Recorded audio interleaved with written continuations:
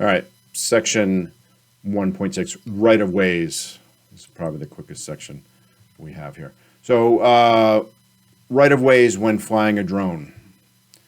So the rule is all drone pilots must yield to all other aircraft. Okay, so you see a helicopter coming, you got to move, right? There's a guy up in the sky. It's important, right? You see a Cessna coming, you have to move. You know any other aircraft at all, right? The trick comes to what happens when you got two drones coming at each other.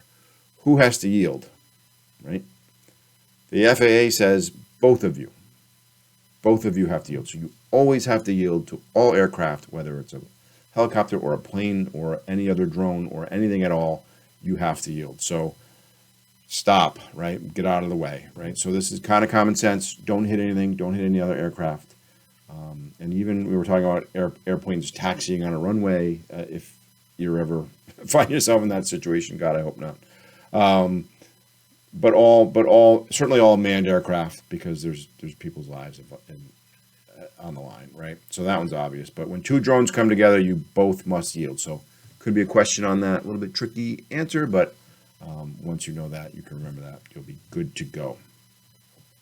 All right, up next, visibility.